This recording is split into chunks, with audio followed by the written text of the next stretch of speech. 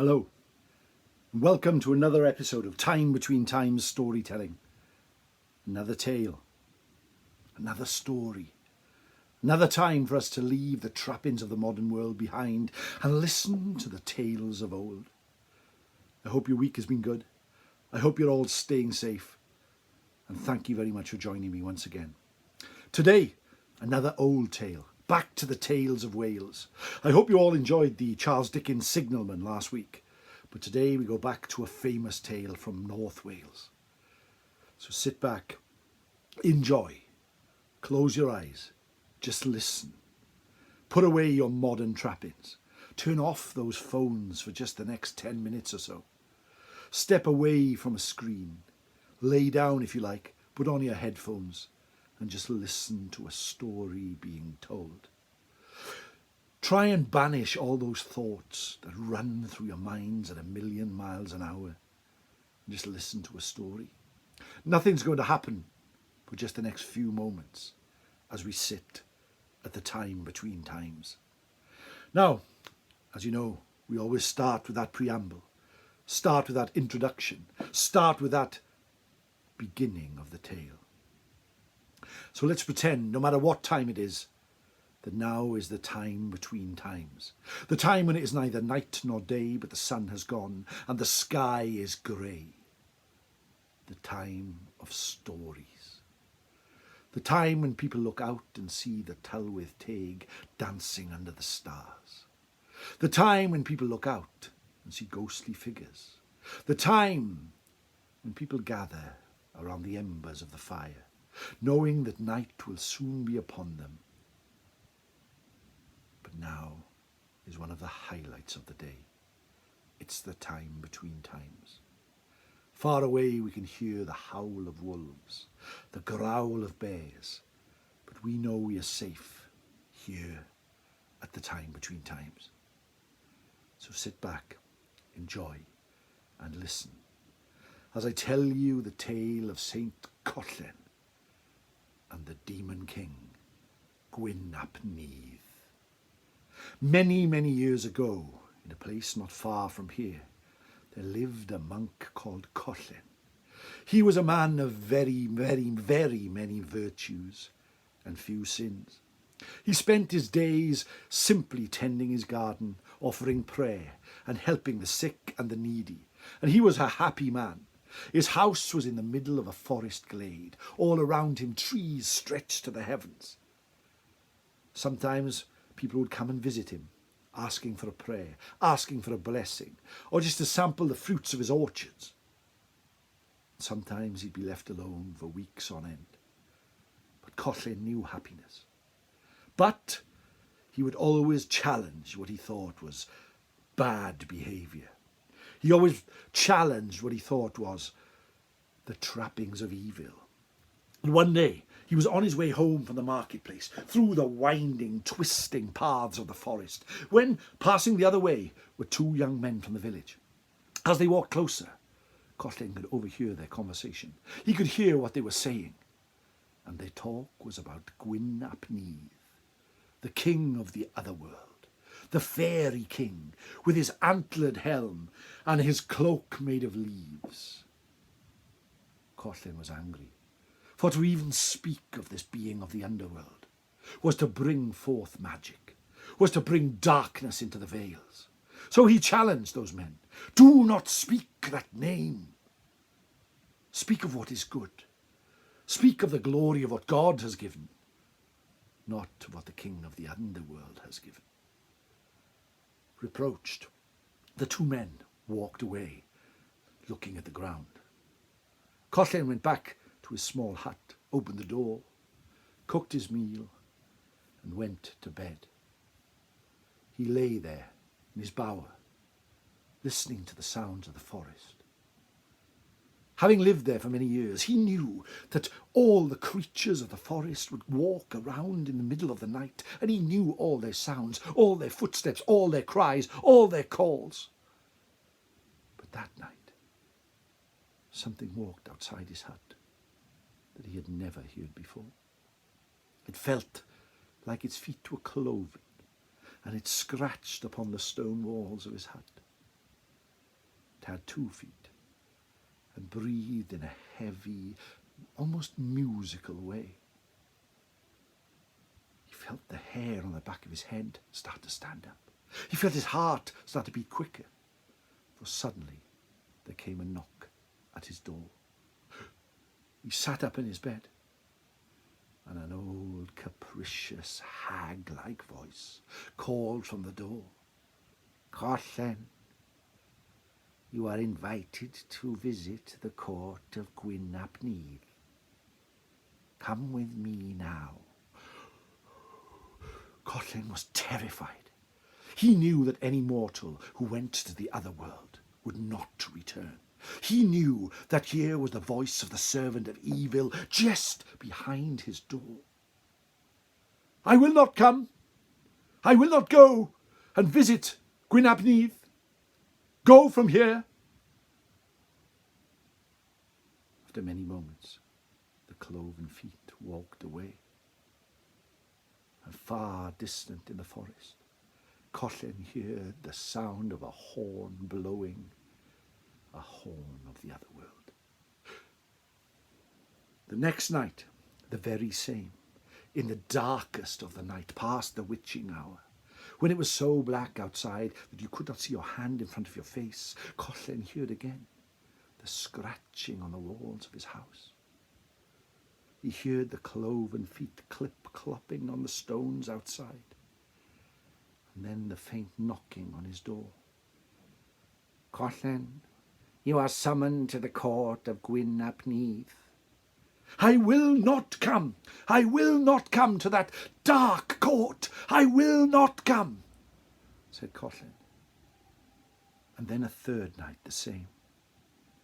This time the hammering on the door was louder. And Collen knew that this would happen every night from now on, unless he confronted this, unless he held his faith in his heart and moved forward to confront the king of the other world. He went to the door of his house and slowly opened the wooden door with a creak, looked outside, and saw a cloaked figure staring and peering into his hut.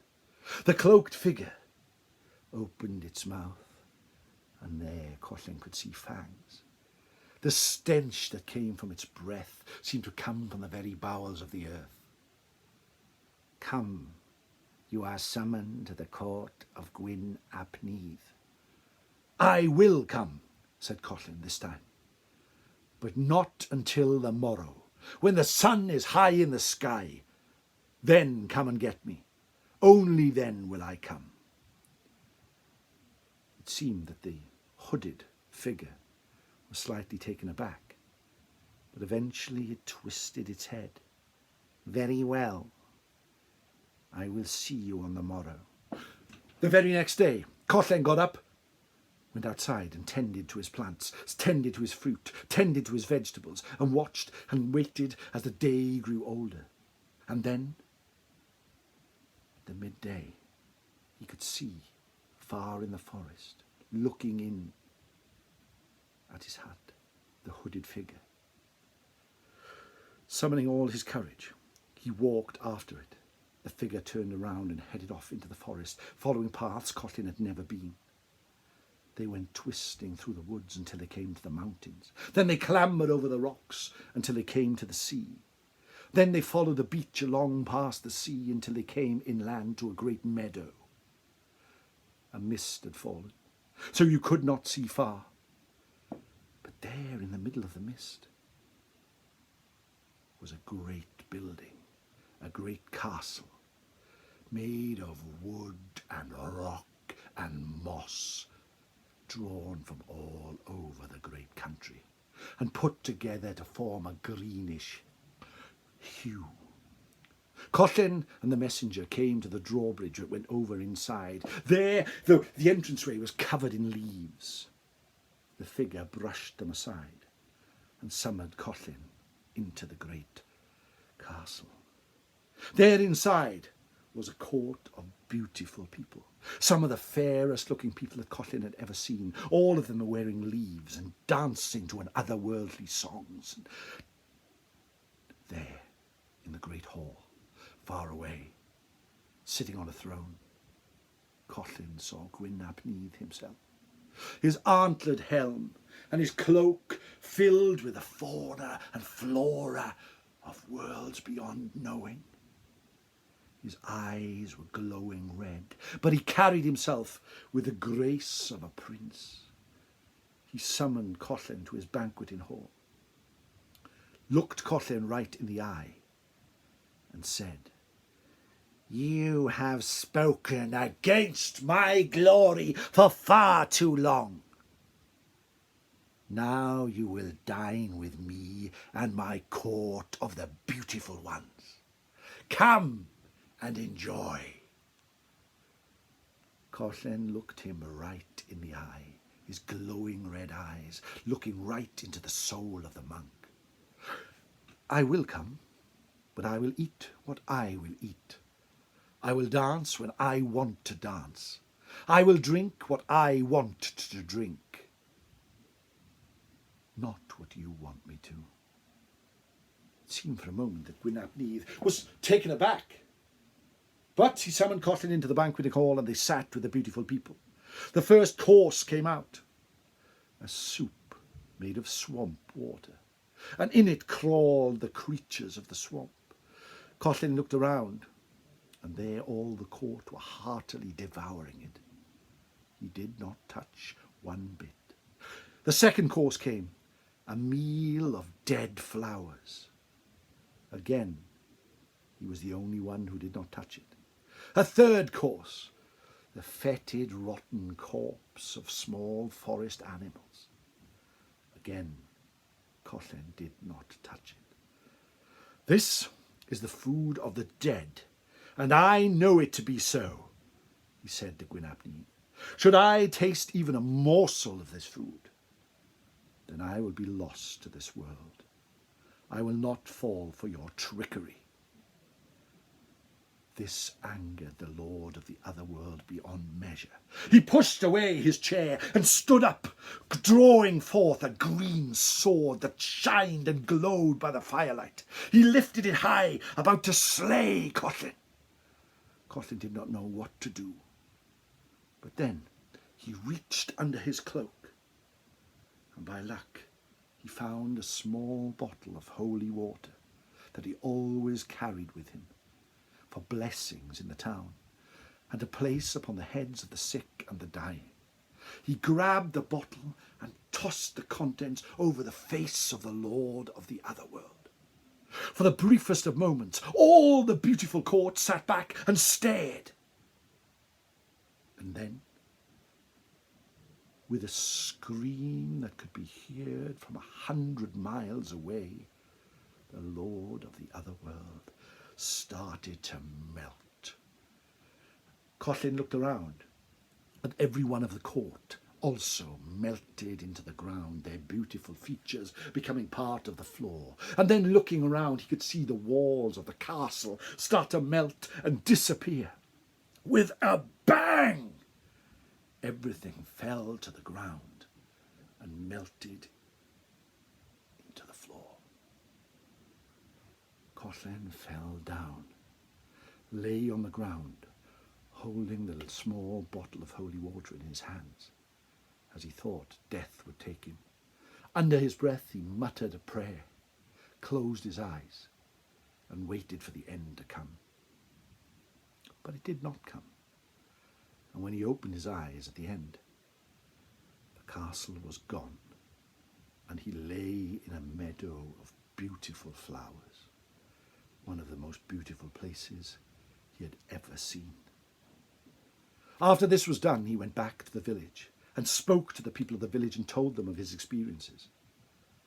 And from that point on, he was made a saint, Saint Collen.